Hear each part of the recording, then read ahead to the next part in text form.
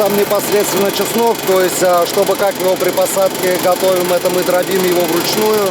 Басуларда шигындыр казу эше барса, ирне фермеры Марат Зиятдинов киләсе ел уңышы өчен сарымсак утырту белән мәшгуль. 15 гектарга утыртасы сарымсак бүлемтеген кулы аша уздырган ул. Яшелчәчелек белән шөгыльләнү өчен түземлек, булганлык үҗәт булу кирәк. Марат 5 ел элек җир эшенә алына, аңа кадәр Гриста эшли. Аграр тармак династиясеннән булган Марат Зиятдиновны җир эше үзенә тартып алып киреп китә. Сарымсак магнаты дигән мактаулы исемдә тагыла аңа. На двух стульях не усидишь. Ике урындыкта утырып булмый. Авыл хуҗалыгын сайладым, башта үкендем, авыр булды, хәзер инде җайланды. Барысы да яхшы ди Марат Зиятдинов. Сарымсак табышлы культура. Фермер аны сойлап ялгашмый. Пандемия чорында аның хакы шактый үсте. Сарымсак, имбир, лимон белән бергә йөреп, халыкта аның абруе артты.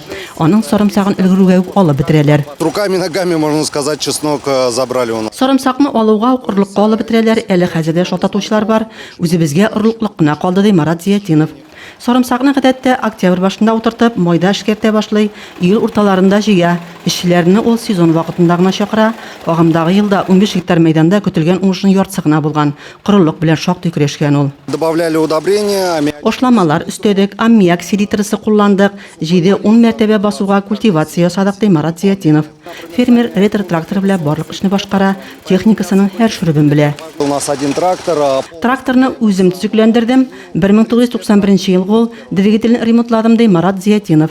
Әлеге җиһазның өстенлеге шунда, җиргә бер юлы сарымсак һәм ошлама төшеп бара. Марат язын бөтен Россия татар авыллар эшмәкәрләре җыенында катнашып, фермерлар белән элемтәләрен кытып кайтты. Алга таба фермерның эшчәнлеген киңәйтү нияте бар. Резима Кашапова, Денис Ипатов, Сей хәбәрләре.